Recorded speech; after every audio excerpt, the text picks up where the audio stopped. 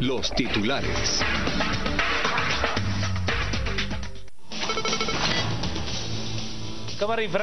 Capturan infraganti en Acintal, Huehuetenango, a 8 agentes de la Policía Nacional Civil y 6 particulares, todos presuntos integrantes de una banda dedicada al tumbe de droga.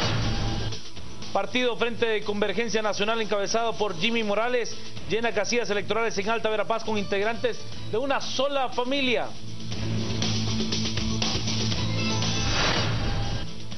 Inicia oficialmente la Feria de Jocotenango en honor a la Virgen de la Asunción. Vendedores informales se muestran optimistas con la llegada de visitantes. Su Santidad el Papa Francisco expresó su preocupación por los problemas sociales y creciente violencia que se vive en El Salvador.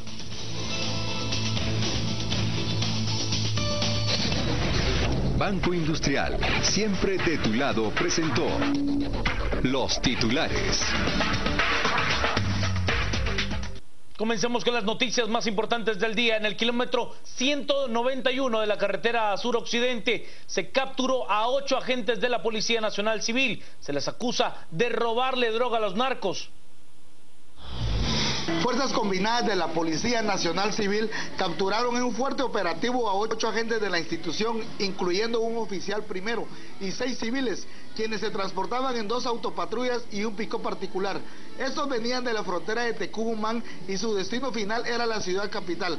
Se les decomisó 10 kilos de cocaína, teléfonos celulares, 3 tipos de armas de diferente calibre. Los agentes de la Policía Nacional Civil capturados se conducían en 2 unidades de la institución, las cuales están registradas como distritales y asignadas al departamento de Antigua Guatemala.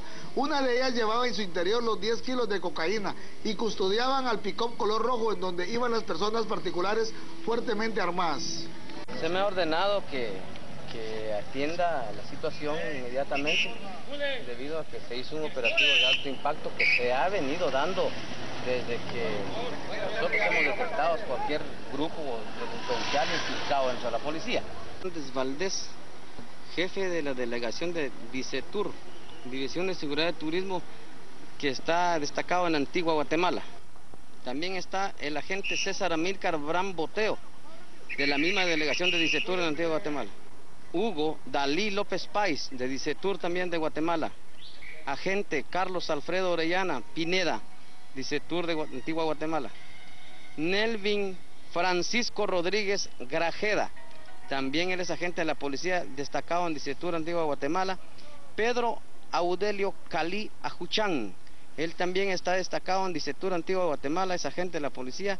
El agente también Jonathan Zacachón Ortiz, también de la delegación de Dicetur Antigua Guatemala. El agente Edgar Olivares Pérez, de Dicetur Antigua Guatemala también.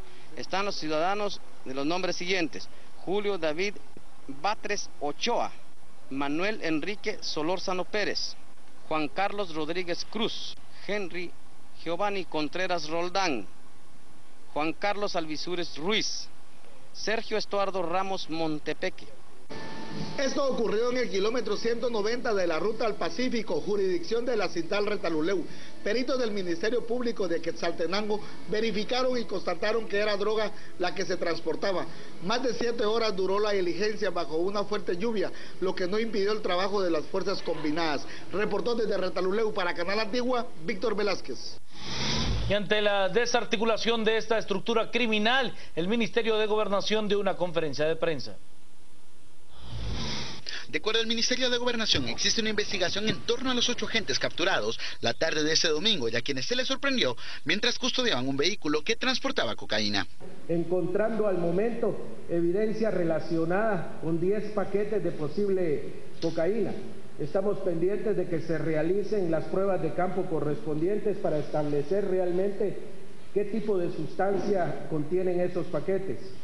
De la misma manera, se detuvo el pick-up con placas particulares 454 CJX, que corresponde a un pick-up color rojo, el cual iba siendo custodiado por las patrullas ya relacionadas.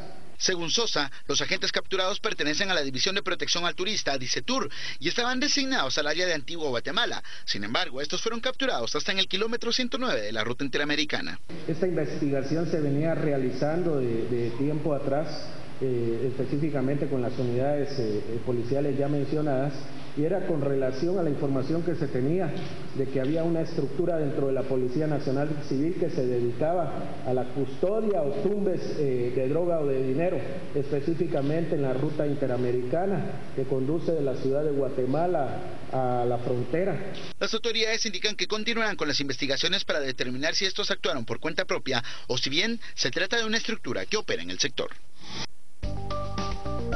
Las noticias nacionales son presentadas por Azúcar de Guatemala.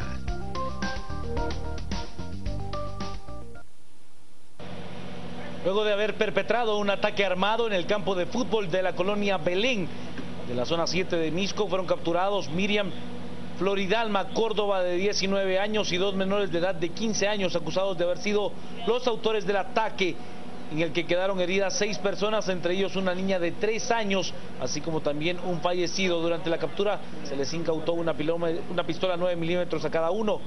Estos se conducían en un vehículo en el cual se dieron a la fuga, el que tiene denuncia de robo hace una semana. La captura se llevó a cabo en la colonia La Florida, zona 19. Luego de darles persecución en el lugar, los elementos de la Policía Nacional Civil encontraron otro vehículo con denuncia de robo del pasado 30 de julio.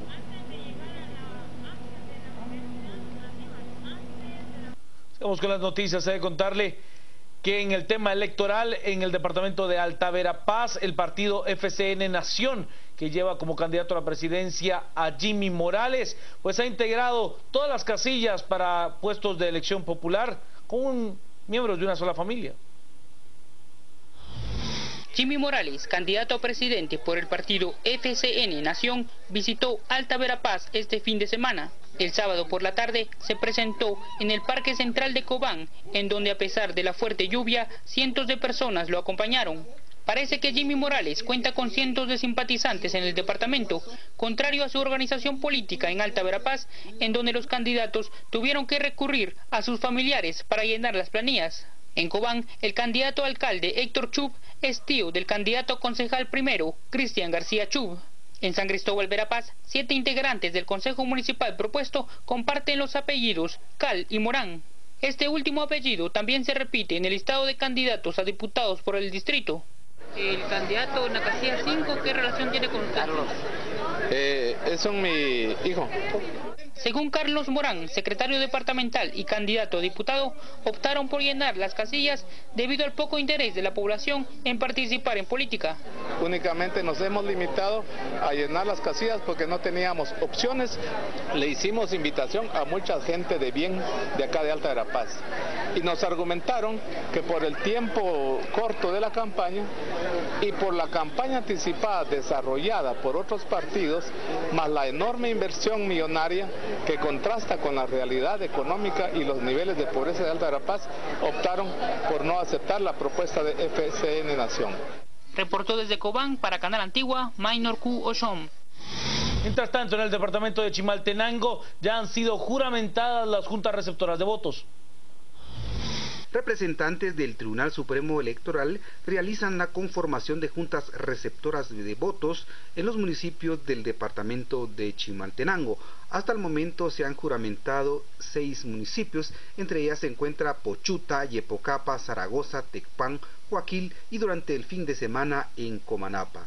Aníbal Marroquín, delegado departamental del Registro de Ciudadanos, informó que hasta el momento se ha visto el poco interés de parte de la ciudadanía en la conformación de las juntas receptoras de votos por diversos factores. Julio Román, de la Junta Departamental Electoral, señaló que este proceso se espera que transcurra sin ningún inconveniente y añadió que se han invitado a los representantes de las distintas agrupaciones políticas con la finalidad de transparentar todo el proceso.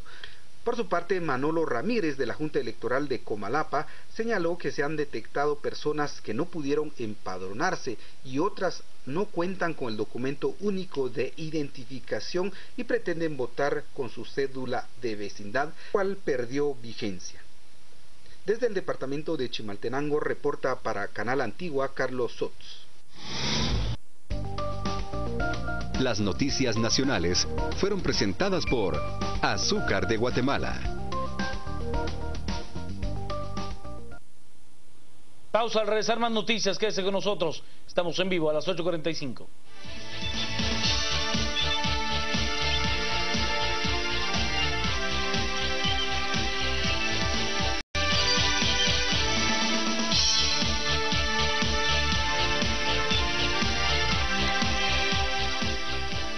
Vamos con las noticias más importantes del día. Como ya es tradición, desde hace 5 años sale el cortejo procesional de niños, esto en honor a la Virgen de la Asunción, patrona de la ciudad de Guatemala. La misma fue portada en hombros por cientos de pequeños que desde las 9 de la mañana se dieron cita en el templo de Nuestra Señora de la Asunción para así iniciar el cortejo que llegó hasta Catedral Metropolitana, donde emprendió su retorno hasta el templo de la Zona 2. Esta es el preámbulo de la procesión mayor del 15 de agosto, donde pues sale en procesión la patrona de la fe, la patrona de la ciudad de Guatemala. Como parte de las celebraciones de la fiesta patronal de la ciudad, la Feria de Jocotenango ya se ha instalado en la avenida Simeón Cañas e Hipódromo del Norte de la Zona 2, donde desde este fin de semana miles de guatemaltecos llegaron a disfrutar de la diversión y de las comidas tradicionales de la feria. La misma, que desde hace varios años se encuentra habilitada únicamente para ventas de comida y juegos pirotécnicos propios de la feria, esperan que esta semana pues se tenga autorizado por parte de la municipalidad capitalina y que lleguen a visitarlas pues miles de personas, el tradicional Parque La Feria allá en la Zona 2. A diferencia de años anteriores, donde se había mucho pesimismo por parte de los vendedores, hoy se muestran confiados de que miles de personas se acerquen al campo de la feria y puedan disfrutar de esta tradición de la ciudad. A diferencia de otros años en el que los vendedores de la Feria de Jocotenango han visto cómo con el correr de los últimos años las personas llegan cada vez más a visitar tan tradicional fiesta y esperan que esta no sea la excepción. Y ahora está muy bien organizado todo porque la gente pasea a gusto, no hay tantos problemas como antes. Ajá. ¿Y la afluencia de personas ha sido igual o cómo es? Sí, igual. El año pasado hubo mucha influencia de personas y esperamos en Dios que nos vuelvan a visitar. Mucho público este año y que todo nos salga bien como siempre nos ha salido en esta feria y pidiéndole mucho a Dios que vamos a tener la gran bendición de Él este año. ¿Cómo han visto ustedes la afluencia de personas? Pues hasta el momento ha estado un poco silencio a lo que se espera en esta feria, que son miles de personas a diario de lo que es los 8 días de feria, pero sí esperamos en Dios de que hoy en la tardecita ya esto ya esté pero demasiado lleno. Según los encargados de darle a los visitantes de la feria alimentos y diversión, indican que el ordenamiento que ahora tiene la feria ha hecho que sean más las personas que se acerquen. Ayer estuvo muy bonito y la verdad es que solo esperamos pues que vengan los que están en su casita, porque ayer estuvo bastante alegre, ayer fue la inauguración de la feria. ¿Ha mejorado la cantidad de personas que...? Pues sí, hay bastante afluencia de gente, ha venido bastante, sí, ha mejorado y estamos con seguridad, parqueo. Pese a que ahora la feria dura solamente 10 días, los locatarios esperan que sus negocios sean concurridos por los guatemaltecos que disfrutarán de las fiestas patronales.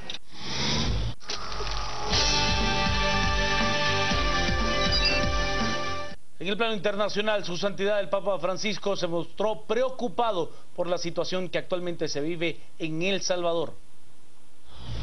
El Papa Francisco expresó este domingo desde el Vaticano su preocupación por la violencia que vive El Salvador, 2 días después de que un agente de policía fuera asesinado en el país centroamericano, elevando a 41 la cifra de agentes fallecidos este año. Según cifras oficiales, 2.865 personas fueron asesinadas en el vecino país en el primer semestre del año, por encima de los 1.840 del mismo periodo de 2014. Estos niveles de violencia, que suponen que cada día se producen una media de 15.8 asesinatos, se atribuyen principalmente a la actividad de las pandillas, que cuentan con unos 72.000 miembros. Sigo con preocupación las noticias que llegan de El Salvador, donde en los últimos tiempos se han agravado las preocupaciones de la población a causa de la carestía. la crisis económica, los agudos contrastes sociales y la creciente violencia. Aliento al querido pueblo salvadoreño a perseverar unido en la esperanza y exhorto a todos a rezar para que en la tierra del beato Óscar Romero vuelva a florecer la justicia y la paz. A perseverare unito nella speranza ed esorto tutti a pregare affinché nella terra del beato Óscar Romero rifioriscano la giustizia y la paz. El país centroamericano sufre en los últimos meses una escalada de violencia que el gobierno ha llegado a calificar como la más significativa desde la firma de los acuerdos de paz que pusieron fin a la guerra civil en 1992. Las autoridades de seguridad acusan a las dos pandillas principales y a otras minoritarias de atacar a los cuerpos de seguridad para obligar al gobierno a negociar prebendas para sus líderes encarcelados. Hasta aquí con las noticias, lo dejo con el análisis de los temas más importantes de la semana y al concluir, también por supuesto lo esperamos en Destino 2016. Hoy será el turno del candidato a la presidencia por el Movimiento Nueva República, MNR, licenciado Aníbal García. Allí lo esperamos en Destino 2016. Siga con nosotros acá en Noticieros de Canal 22.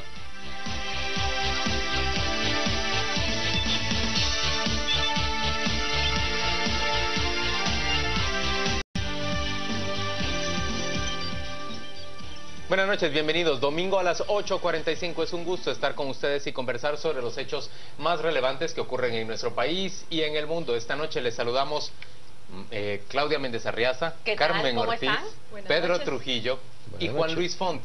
Y voy rápidamente a presentar a nuestro invitado internacional de esta noche. Está con nosotros el jurista peruano José Ugaz. Él fue procurador ad hoc de la Nación en el caso Fujimori Montesinos, responsable en buena medida de una gran parte de las averiguaciones que logró hacer de corrupción en contra de este gobierno y de su principal asesor, el militar con vínculos de inteligencia, el señor Vladimir Montesinos. Buenas noches, José Ugaz, presidente también de Transparencia Internacional. Gracias por acompañarnos desde Lima, Perú. Claudia Méndez Arriaza tiene la primera pregunta. Hola José, muy buenas noches y gracias por estar con nosotros. La primera pregunta tiene que ver con cuáles son las relaciones, las similitudes, las diferencias y qué efectos ves tú que emprendiste una cruzada contra la corrupción y ahora ves desde lejos, pero también tienes relación con Guatemala y estudias lo que sucede ahora con la CICIG y estos esfuerzos para combatir la corrupción incrustada en el poder. Muy buenas noches. Yo creo que una similitud evidente entre la situación de Guatemala y la situación del Perú tiene que ver con el tema de la impunidad. En el Perú hubo una organización criminal que capturó al Estado peruano desde la Presidencia de la República, con su asesor principal, el comandante general de las Fuerzas Armadas, y una red que estaba compuesta por centenares de personas. Nosotros, durante mi gestión, en los primeros 14 meses, logramos procesar a más de 1.400 personas en 220 procesos penales y esa cifra se fue incrementando tiempo después. Decía que el elemento común evidente y que salta rápidamente a la vista entre lo que ocurrió en la década del oprobio en el Perú de Fujimori y Montesinos y lo que uno advierte que ha estado ocurriendo en Guatemala tiene que ver fundamentalmente con la impunidad, al punto que fue necesario en el caso de ustedes crear una comisión, una suerte de fiscalía internacional. Es la única experiencia en el mundo, exitosa felizmente, en la que las naciones congregadas alrededor de Naciones Unidas deciden crear esta especie de fiscalía internacional para quebrar la impunidad y llevar adelante procesos anticorrupción que le devuelvan a la gente la credibilidad en que sí es posible vencer la corrupción y llevar adelante el futuro de un país. Doctor Ugaz, otra pregunta es, este tipo de casos tiene un impacto tremendo sobre las instituciones y muchas veces sobre la gobernabilidad de los países. Tal cual es el impacto que se tiende a acusar de politización de la justicia. En ese sentido, ¿usted cree que tendríamos que entrar a ponderar entre justicia y gobernabilidad? Mire, la corrupción genera una serie de efectos. Están los efectos materiales que tienen que ver básicamente con la distracción de recursos. Y hoy que hablamos, como señalamos en Transparencia Internacional, de gran corrupción, estamos hablando de grandes cantidades de dinero. En estos tiempos los casos de corrupción, miremos el Petrobras en Brasil, y otros casos en el mundo, como el recientemente ocurrido con el primer ministro de Malasia, por ejemplo, estamos hablando de cientos de millones de dólares o miles de millones de dólares. En ese sentido, el tema de la justicia se convierte en un tema relevante y por eso, insisto, la ruptura de la impunidad es un elemento frontal. Donde la justicia no esté en condiciones de poder investigar y sancionar estos casos, entonces debemos buscar mecanismos alternativos y es por eso que nosotros estamos explorando y promoviendo la sanción social, es decir, el hecho de que la ciudadanía identifique a los corruptos, los señale y los aísle socialmente para que puedan ser claramente visibles en el daño que están causando. Decía que uno de los daños es el daño material, el económico, pero probablemente el perjuicio más grave que acarrea la corrupción no es visible, es lo que llamamos daños inmateriales. Y esto tiene que ver con la debilidad que generan las instituciones, la profundización de la pobreza y el impedimento del desarrollo, que finalmente termina impactando en la gobernabilidad. Fíjese usted ahora cómo la presidenta del Brasil, recientemente reelecta, ha caído a un nivel de aprobación realmente alarmante y es posible que esto genere una inestabilidad en la gobernabilidad de Brasil, que finalmente, cuando la gobernabilidad entra en crisis, lo que se afecta es la democracia y ese es probablemente uno de los perjuicios más serios que este problema genera en el mundo. Me llama la atención eso que menciona sobre justicia y una alternativa que es la vergüenza social. ¿A qué te refieres? ¿Que pesa más esa separación, ese aislamiento que un proceso judicial? Mire, parte de la impunidad es cuando uno observa que los corruptos no solamente no son llevados a la justicia ni sufren las consecuencias de sus actos, sino que incluso en el colmo del atrevimiento son presentados como modelos de éxito social y alternan y aparecen en las páginas sociales de las revistas, alternan en los cócteles y las reuniones con otras personalidades. Todo el mundo sabe que son unos corruptos y sin embargo no hay ninguna reacción. Ya están empezando a ocurrir circunstancias en otras partes del planeta y en nuestra región también, donde los corruptos son identificados, son señalados y en algunos casos, como ha ocurrido recientemente en algunos países de la región, por ejemplo, son expulsados de determinados ambientes sociales, de tal forma que si la sanción penal y la sanción legal no es idónea para resolver el problema, por lo menos que estas personas se sientan aisladas y sufran las consecuencias sociales de sus actos delictivos. José, esto del rechazo social yo lo entiendo y lo acepto. Sin embargo, en el país llevamos ya 3 meses con ese rechazo social en las calles, diciendo la ciudadanía no quiere esto otro, no se haga la reforma así, hágase así, cámbiese las cosas que está mal, presionando al Tribunal Supremo Electoral, presionando al Congreso y el Congreso dice, bueno, sencillamente no vamos a trabajar y no aprobamos nada. La Corte Suprema dice, bueno, yo voy a mi ritmo, por favor no me presione. Y el Tribunal Supremo Electoral queda a la espera de más presión a ver si hace algo.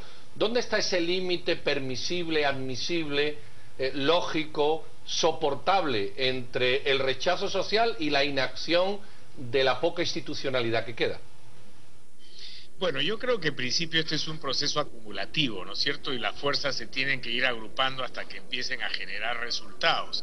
Fíjese usted mismo en el proceso de creación de la CICIG, todo el tiempo que llevó para convencer a las autoridades guatemaltecas de que esto no era una declinación de soberanía y que iba a ser algo importante, como se está demostrando hoy día, y trascendente para el futuro del país. Entonces, si las movilizaciones sociales no son suficientes, bueno, las autoridades tienen que sentir el máximo de presión posible. Y ahora en Guatemala creo que hay una oportunidad importante de sancionar socialmente a una clase política corrupta, y eso ocurre cuando uno tiene el derecho de ir a votar y no votar por aquellas personas que no ofrecen posibilidades de integridad y transparencia en el ejercicio de su liderazgo, sino que van a hacer más de lo mismo. José, es que ese sistema político guatemalteco, un sistema político corrupto que se alimenta a sí mismo con fondos públicos provenientes de la corrupción, pues es sumamente fuerte y está listo para volver a ganar las elecciones sin mayor dificultad. Ese triunfo en las elecciones de un proyecto que sea considerado igualmente corrupto, que tiene un dispendio gigantesco en términos de de gasto de campaña y que el Tribunal Supremo Electoral no parece atreverse a sancionarle por gastar por encima del techo electoral, ¿no va simplemente a oxigenar a este sistema político corrupto nuestro? Los guatemaltecos nos encontramos ante una disyuntiva: posponer las elecciones e incluso ir en contra de nuestro marco constitucional, o realmente darle oxígeno a este sistema y permitirle que se rearme para 4 años más de esa fiesta en el poder. Bueno, entiendo su pregunta y sé además que efectivamente están en el dilema de que hay una fuerte corriente de opinión en el sentido de que las elecciones no se llevan a cabo porque no existen las condiciones para el recambio de liderazgo que se requiere en el país. Y si ese fuera el consenso, personalmente yo creo que habría que hacer todos los esfuerzos, incluso si esto colige con la Constitución, porque situaciones de emergencia requieren soluciones de emergencia. Y habría entonces que crear un consenso para evitar de que las elecciones se lleven a cabo, y esto implica una convalidación de líderes que no están en favor de la integridad y del bien común para tratar de encontrar una salida a este problema. Yo lo único que le puedo decir de mi experiencia es que muchas veces cuando uno piensa que no hay salida, que el techo está muy bien fijo y que el piso no se mueve, de pronto ocurren determinados desencadenamientos sociales que generan resultados inesperados. Y eso mismo le ocurrió a Fujimori cuando quiso ir a la tercera reelección, controlando el fraude electoral, y de pronto un solo hecho desencadenó una movilización masiva y su necesidad de convocar a elecciones tempranas y luego tener que escapar del país. Y no le quiero poner ejemplos más radicales como el de Gaddafi y otros en la primavera árabe, que estando sentados rigiendo un país desde el autoritarismo y la dictadura, de pronto tuvieron una explosión social que no pudieron controlar. Entonces, insisto, creo que estos son procesos acumulativos y yo confío en que ustedes podrán encontrar las mejores alternativas para evitar que se siga en la continuidad de la corrupción y la impunidad. En todo caso, hablas de una explosión social y a mí me gustaría preguntar por la explosión judicial. No sé si copié bien el dato, pero mencionó 1.220 personas llevadas a los tribunales de justicia. Y la pregunta es, ¿qué capacidad tuvo el Estado peruano, el organismo judicial peruano, para responder a todas estas investigaciones? ¿Y cuáles fueron los efectos que provocó para construir una sociedad diferente, un sistema distinto o un órgano estatal más transparente? Bueno, como señalé, efectivamente fueron más de 1.400 personas en los primeros 14 meses que fueron llevados a la justicia. Para esto se diseñó un modelo que desde mi punto de vista fue idóneo y eficaz para conseguir el resultado, y es que se creó un subsistema judicial anticorrupción.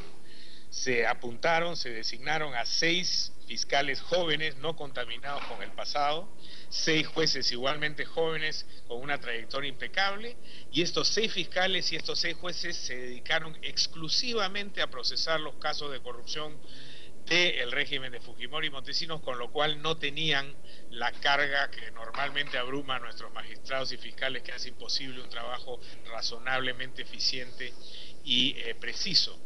De igual manera, había una procuraduría dedicada a tiempo completo para este trabajo y se creó una unidad policial de apoyo que sirvió para los mismos efectos. Este mismo esquema se repitió a nivel de Corte Superior y de Corte Suprema, lo cual nos permitió llevar en tiempo adecuado a estas personas a la justicia. También se hicieron algunas reformas legales. Se aprobó una ley de colaboración eficaz para aquellos que, siendo miembros de la organización y no perteneciendo a la cúpula, estuvieran dispuestos a canjear información que nosotros estimábamos oportuna y eficaz por reducción de penas y en algunos casos incluso exoneración total. Esta política fue realmente de gran impacto porque tuvimos muchos colaboradores que, al ver que no estábamos bromeando y que efectivamente se corrían el riesgo de sufrir sanciones muy severas, vinieron a la justicia, se entregaron información que nos permitió sancionar adecuadamente estos hechos. Otra pregunta, doctor. Algo que es sumamente importante para dar tranquilidad a la población es justamente trabajar en el tema de las capturas. Seguramente cuando el señor Fujimori lo ha nombrado procurador público ad hoc, en este caso no se imaginaba que iban a transcurrir pocos días para que él fuera vinculado y procesado por este caso. Pero lo más admirable es que logran su captura cuando él ya había huido al Japón y Montesinos logran capturarlo en Venezuela. En Guatemala tenemos pendientes grandes capturas porque las grandes cabezas, varias de ellas todavía están sueltas. ¿Cuál diría usted que es la clave para lograr finalmente realizarlas y si es posible que las personas logren esconderse tanto tiempo de la justicia? ¿No será que están protegidas? Mire, los estrategas anticorrupción señalan que una de las mejores actuaciones para empezar un proceso anticorrupción vigoroso y eficaz es freír a los peces gordos. Entonces hay que identificar quiénes realmente son los que están en los niveles más altos de estos esquemas o estructuras de corrupción.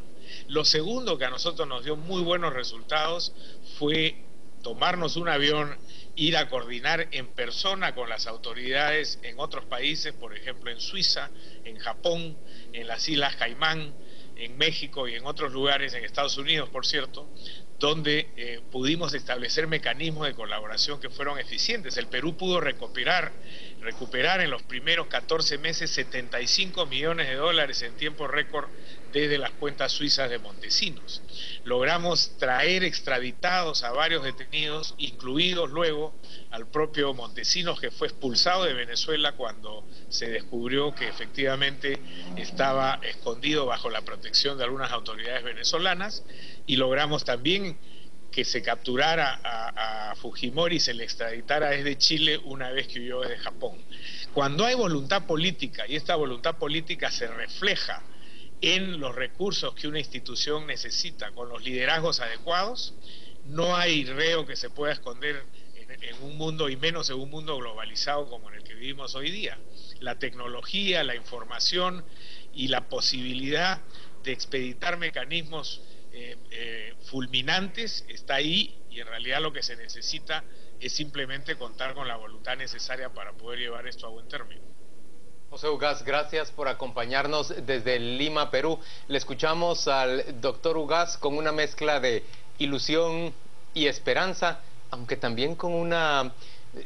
Nos hace falta mucha de esa voluntad, mucha de esa determinación, envidia, mucha de esa aspiración. Nos da un poco de envidia también. Doctor Ugaz, gracias por acompañarnos. Vamos a la pausa comercial. Volvemos dentro de muy poco para discutir esto recién conversado con José Ugaz de Transparencia Internacional.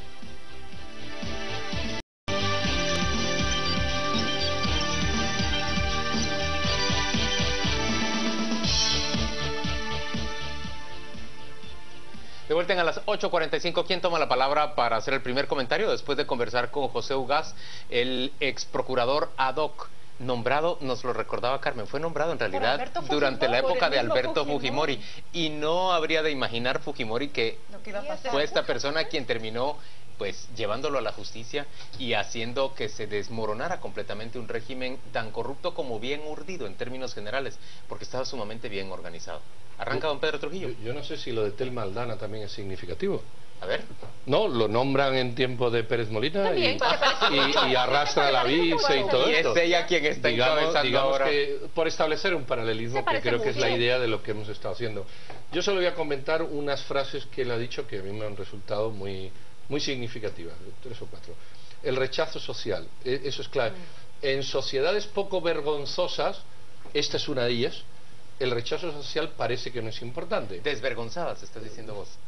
Digamos que se siente poco la vergüenza. Pero creo que no se limita solo a Guatemala, es el mundo posmoderno. No, fíjate que vas a ver por qué te digo que no. Tú estás en una cola aquí y la gente se cuela y no pasa nada. Es listo el que se cuela. Bueno, es chispudo, por eso pone ahí patojo chispudo. Tú vas a Estados Unidos, no digo que no se haga, también se hace, pero sí hay un rechazo social. Tú vas a Europa y hay un rechazo, y cualquiera educadamente se te acerca y dice, mire señor, discúlpeme, estamos todos haciendo la fila. Aquí no solo nadie dice nada, sino que se alienta. A eso me refiero en sociedades que no sufren la vergüenza del rechazo social.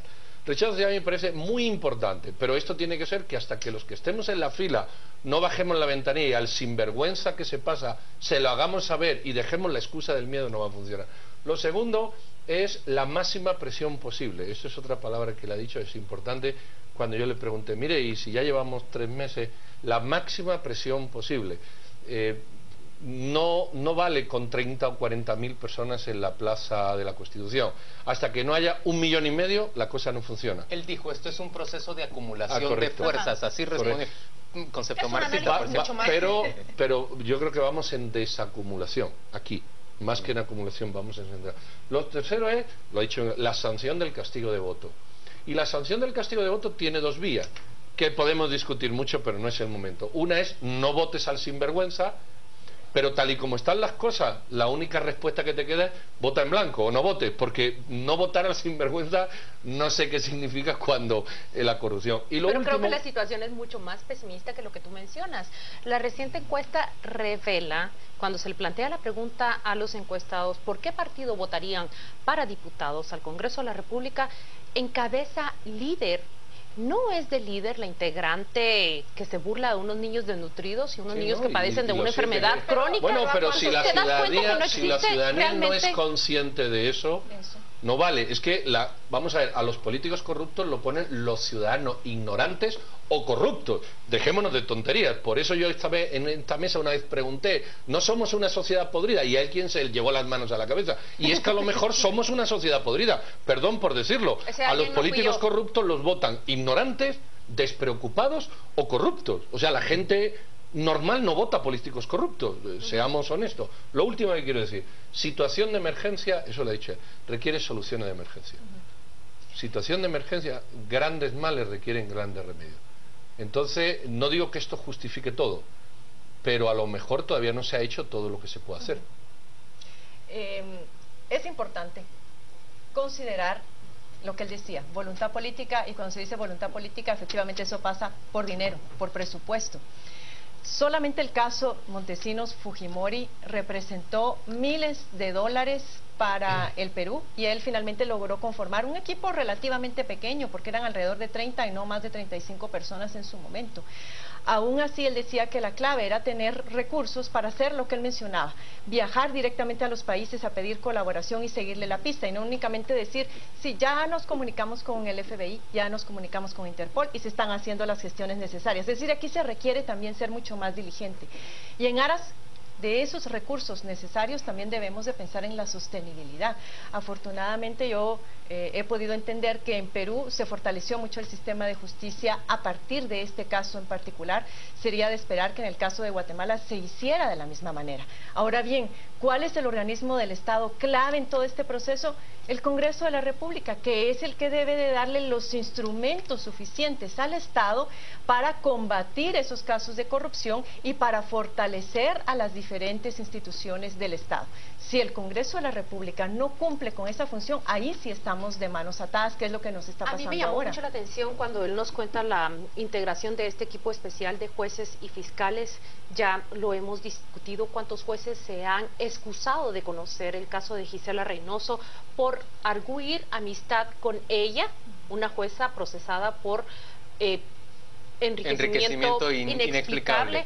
Ya vimos cuántos jueces también se han separado de conocer otros casos entre pares. Entonces, lo que quiero decir es que esta sociedad y muchos actores de ella se han rasgado las vestiduras al decir que CICIG es un órgano extranjero que ha venido a bla bla bla. Ya no creemos más en eso, pero entonces la respuesta del Estado se ha quedado corta a las acciones de CICIG. ¿En dónde está esa política que cree un equipo similar, fiscales guatemaltecos y jueces guatemaltecos que tramiten y le den proceso a todas estas denuncias que ha planteado CICIG? Es que ahí es donde yo creo que está en realidad nuestra gran diferencia con Perú, o nuestra gran disociación, debe decirse, disonancia. Miren pues, por un lado tenemos a la CICIG, voy a poner un ejemplo probablemente el menos relevante, que va y captura en Izabal a una persona que con actitud de cuatrerismo en realidad asolaba la región completa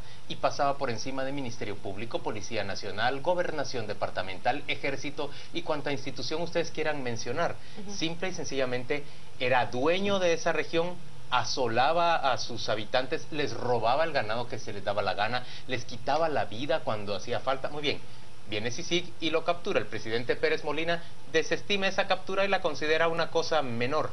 Si no hay una voluntad del Estado de sustituir a ese poder que ha sido retirado por la justicia, sustituirlo por una presencia de las instituciones estatales, fortalecer ahí a la gobernación, a la Policía Nacional, a las alcaldías y recobrar el poder en beneficio de la ciudadanía, no tiene ningún sentido la acción de la justicia, y yo creo que en buena medida eso es lo que estamos viviendo los guatemaltecos. Por eso hacía la pregunta respecto a las elecciones, y Pedro recoge bien, como una de las frases más importantes, lo que nos responde José Ugaz respecto a que grandes males requieren grandes soluciones. Señores, es que nos estamos enfrentando a un sistema que se defiende con gran fuerza. ¿Quién de ustedes dijo? El Congreso se hace el desentendido.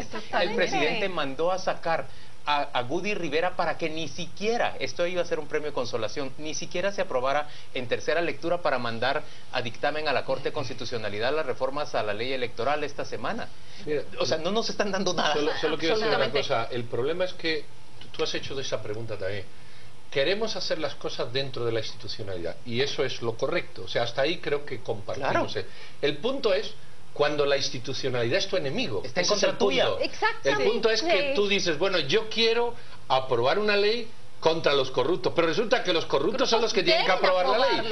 Entonces no existe, perdón, eso no justifica un golpe de Estado, eso no justifica, pero sí justifica que, y lo voy a decir como lo siento, que tienes que romper la institucionalidad, porque la institucionalidad es lo que te está haciendo daño. O sea, en este país ahora mismo, los que están hundiendo literalmente el país se llama Congreso de la República. Señores, entonces no le demos más vueltas. No solo Congreso, Tribunal Supremo Electoral. Bueno, es un ejemplo, hay otros. Se ha quedado pasmado con todo lo que sucede. ¿Cuántos diputados acusados hay y van a ser reelectos? Porque yo no veo que el tribunal congele la elección de estas personas. Y a mí me preocupa mucho que la discusión se ha ido por asociar una presunción de inocencia con un proceso penal, cuando lo que estamos llamados, no tiene el pueblo derecho a exigir que los candidatos que estén allí en la papeleta sean los probos.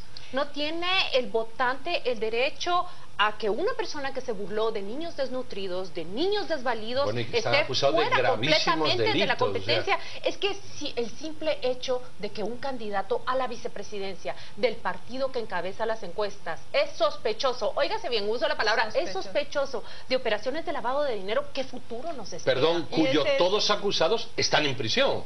O sea, no es que sea sospechoso, es que todos están en prisión y él está ligado a eso. Y aquí lamentablemente es que no se ha dado de debate, de reflexión, que lo que se está tratando de hacer en los próximos días es ¿qué debe prevalecer?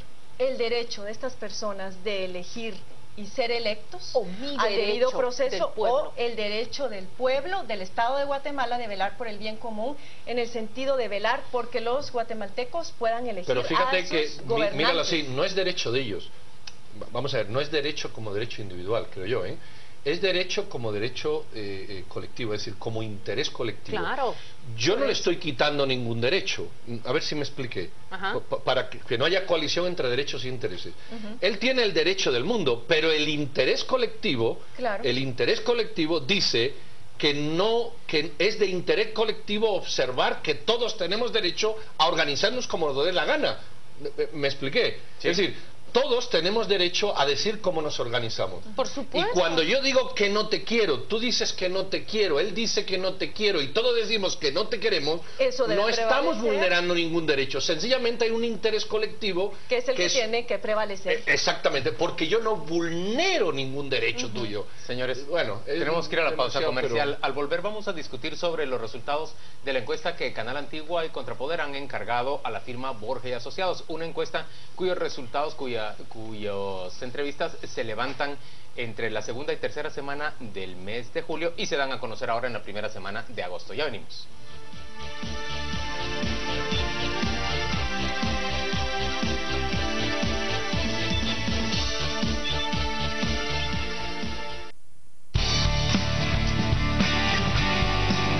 Estamos presentando a las 8:45.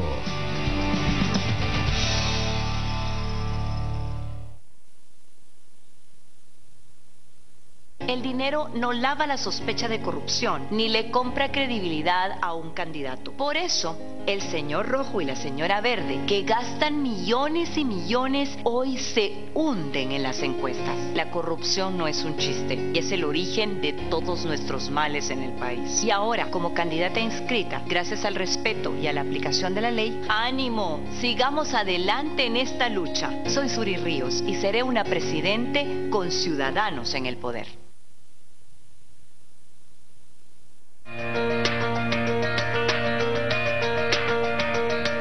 Avanzamos. Avanzamos en tecnología. Avanzamos en servicio. Avanzamos en cuidados. Avanzamos en experiencia. Avanzamos por ti. Y seguimos innovando. Seguimos trabajando. En equipo. Con pasión. Y seguimos. Seguimos aquí. Centro Médico. Pasión por la vida. Lea esta semana en Contrapoder. Segundo lugar, Sandra Torres y Jimmy Morales. La última encuesta, Jorge y Asociados de cara a las elecciones en septiembre. ¿Sobrevive o muere? ¿Qué sucederá con el proyecto de construcción de un gasoducto entre México y Guatemala? Más denuncias. Aeronáutica Civil enfrenta nuevos señalamientos. La construcción irregular de un hangar, entre otros. Maldigo a todos los que se toman en serio a sí mismos. Entrevista a Benito Taibo sobre su nuevo libro, Desde mi muro. Taller Ken. Diseños que rompen con lo tradicional en la arquitectura, de Inés Guzmán y Gregory Melítono. Esta semana en Contrapoder. Enfoque, criterio, análisis. Búsquela en tiendas de prestigio o suscríbase al 2222-8722. Descargue la versión electrónica en Google Play o en el App Store.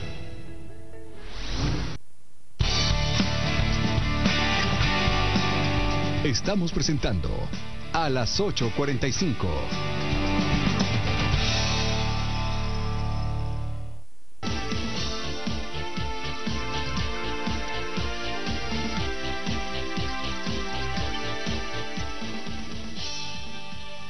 Canal Antigua y la revista Contrapoder le han encargado a Borja y Asociados, como un ejercicio realizado a lo largo de todo el proceso electoral, pues que realice una nueva encuesta. Esta encuesta se ha levantado, ya les decía, entre la segunda y tercera semana del mes de julio, se da a conocer ahora.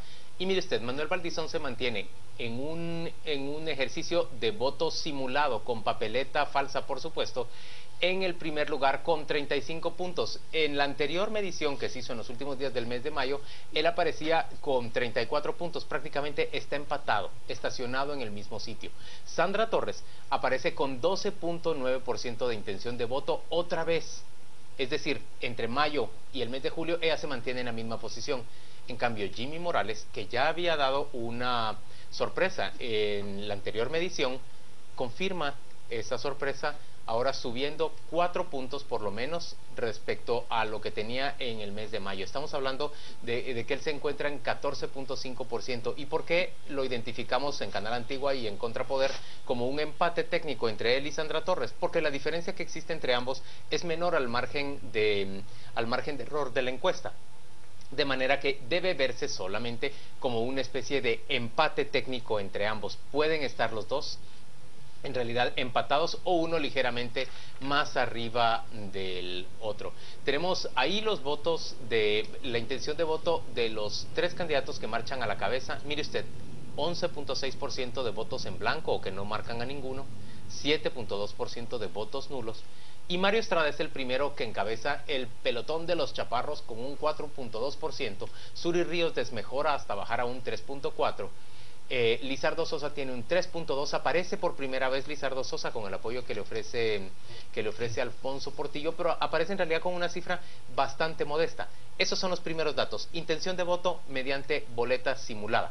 Les pregunto a mis compañeros qué piensan rápidamente y luego vamos a un par de gráficas más que tenemos que presentar. Lo que no mencionabas acá, bueno, que habría que colocar, si uno suma los votos nulos con los votos blancos, eso te da alrededor de un 18.8%, casi 19%. Ese 19% va en segundo lugar a Manuel Valdizón, es decir, todavía antes de Jimmy y de Sandra.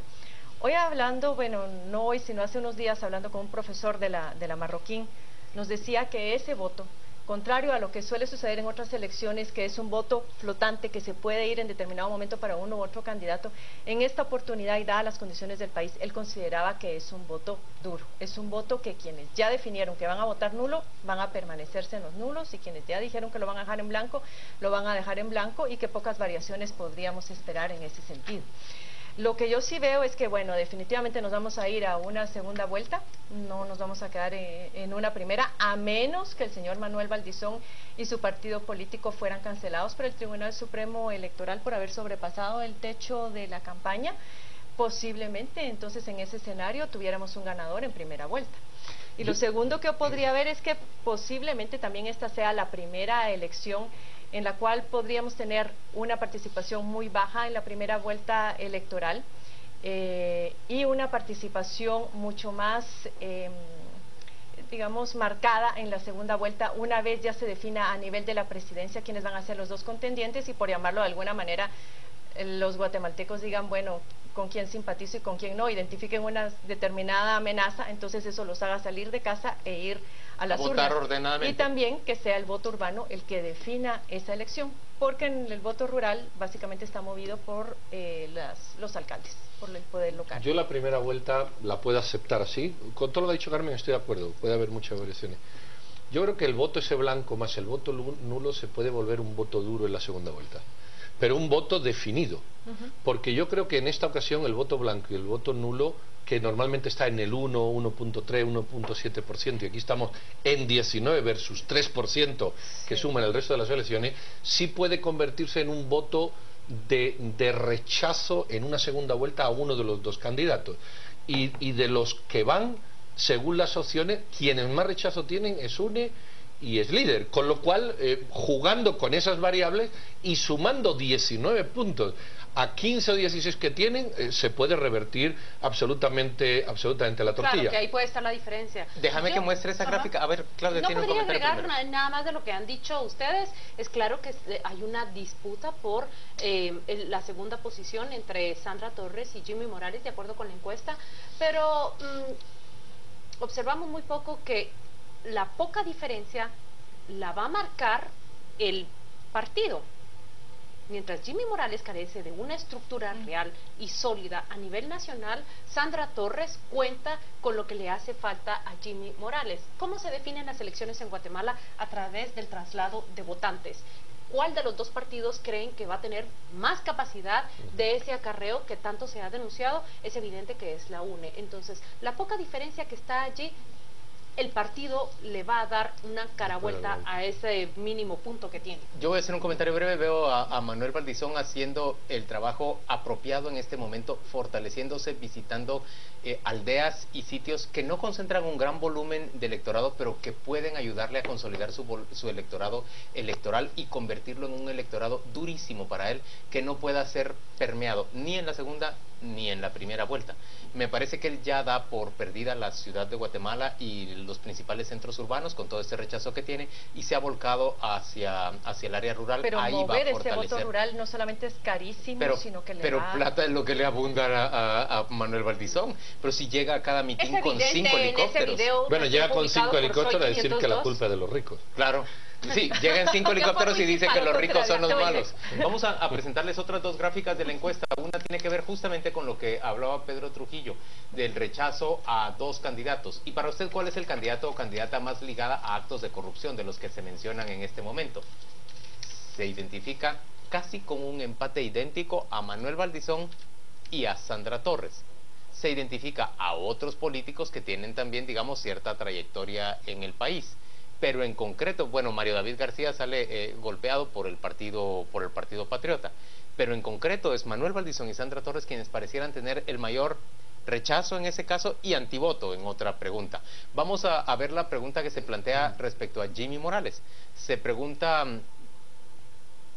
si usted cree que una figura como Jimmy Morales, que no ha estado históricamente ligada a la política, es una opción para un futuro mejor para Guatemala. La pregunta busca explorar por qué se le está apoyando a Jimmy Morales, que era un candidato poco conocido. Termina siendo poco conocido, solo tiene 59% de reconocimiento. Dice El 34.9% dice no es la opción para una mejor Guatemala, pero el 46.2% dice sí es la opción para una mejor Guatemala por no estar vinculado con el ámbito político de manera histórica. Voy a decir dos cosas de esto. Primero de la primera. La primera lo que nos viene a decir es que una situación, Manuel Valdizón, Sandra Torres, con idéntico rechazo, ese voto duro, saber qué pasa. Sin embargo, una segunda vuelta con Jimmy Morales y cualquiera de los dos, te parece apuntar que ese voto duro podría estar más direccionado hacia Jimmy Morales que hacia el resto, pero eso es suponer, hacer juego. De la última yo quiero decir una cosa. Yo no tengo muy claro, yo voy a decir lo que pienso de Jimmy Morales, aunque luego me tengan hasta las 2:30 bloqueando Twitter, ¿no? Pero yo creo que Jimmy Morales, no dudo que sea un hombre honesto, capaz, y todo no robo, o sea, yo de eso no dudo. Pero políticamente hablando, no es un hombre útil, perdón por decirlo. No es un programa, él es un discurso vacío. Claro. Así lo veo yo, perdón, y de eso se trata. Yo creo que el 46%, que es poco en proporción al rechazo que hay frente a Sandra Torres y Valdizón, que es sumado un 50 y tantos porque no tienen el mismo grupo objetivo. Ese rechazo es producto de una desesperanza, esa aceptación. De una frustración grande. Claro, Jimmy Morales, creo que lo decía Philip Chicola en un artículo, Jimmy Morales es el voto nulo personificado en alguien. Es decir, como todo está tan mal, él parece que es el mejor. La pregunta es, poniendo a Jimmy Morales, a Obama, al señor Trump y a Hillary Clinton, me entiendo, por nombrar políticos de fuera, ¿no? O a la señora de Alemania, si realmente tiene valor per se, más allá de valor diferido de rechazo a los otros dos. Claro. Yo creo que esa es un poco la reflexión también de fondo. En síntesis de lo que dice Pedro, yo creo que es nuevamente para los guatemaltecos el votar por el menos peor, que es un poco de las consignas que hay, porque está muy dividido. Es decir, la gente dice voy a votar por Jimmy, pero no estoy convencido de que esa sea la mejor opción. Y es algo de lo que los guatemaltecos están cansados, de tener que elegir siempre por el menos peor o el menos nocivo. Yo lo he escuchado mucho en los discursos de los últimos días, en las huelgas y manifestaciones, donde la gente dice, tenemos que darle un revés a estos políticos tradicionales, y lo ven a él como esa persona de fuera que no ha hecho política. Entonces una manera de darle ese revés a Manuel Valdizón y a Sandra Torres es prefiriéndolo a él, aunque no tengan una razón ahí sí sólida sobre el por qué simpatizan con esa candidatura. Creo que Jimmy Morales no solo encarna el voto nulo, no lo personifica, pero también encarna la frustración y el rechazo hacia el sistema político actual. Únicamente quiero agregar que me llama la atención que califiquen a Sandra y a Manuel Valdizón exactamente con la misma cantidad, los mismos puntos como personajes vinculados a la corrupción. Y hay un dato interesante que viene en esta encuesta, no tenemos la gráfica, pero yo se los voy a decir. Cuando se le pregunta a los votantes, a gente empadronada, ¿cuál es el principal problema de Guatemala? Hay un cambio radical entre marzo 2015 y julio 2015.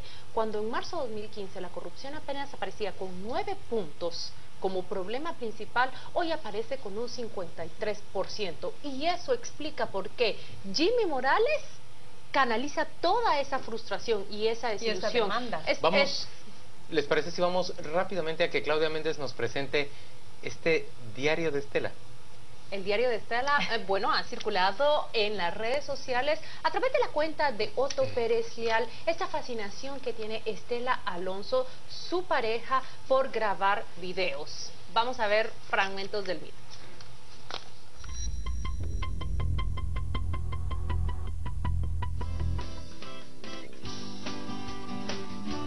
Hola, estamos viniendo del Zona 10 y ahorita paramos a comer algo porque Otto se estaba muriendo del hambre. Mi amor, ¿qué pediste? Los camperitos. ¿Están ricos? Ricos. La verdad es que es un orgullo trabajar para todos. Sí, al centro, pero la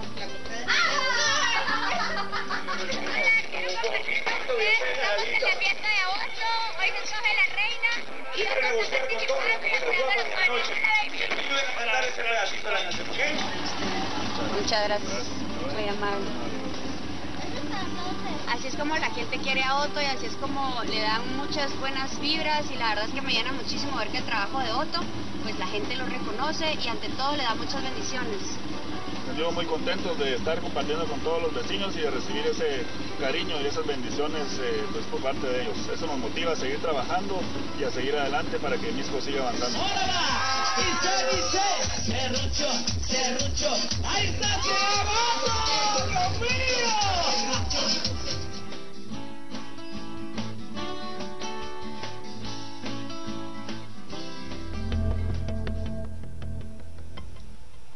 Qué tierna.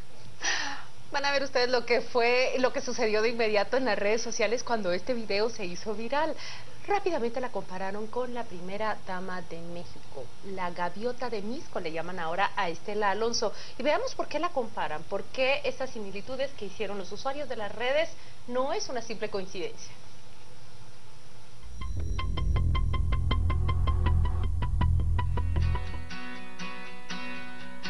Y esto es lo que mis ojos ven, lo que mi corazón siente. Vean nada más el cariño de la gente. Contento está aquí en Chihuahua Juárez. Ver la emoción de la gente buscando un cambio. Gracias.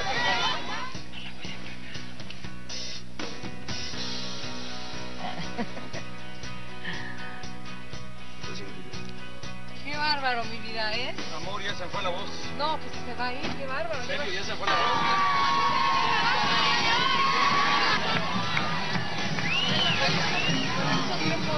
Sí, mi vida. Claro que siempre.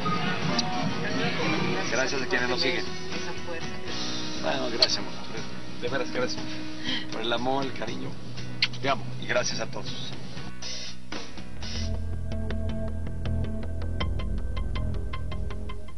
También tiernos, ¿verdad?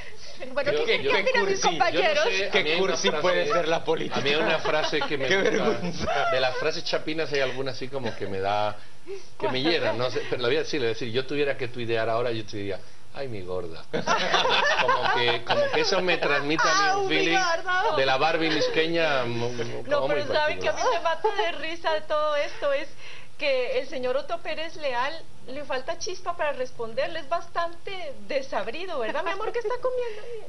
Camperitos. Están ricos, mi amor. Sí.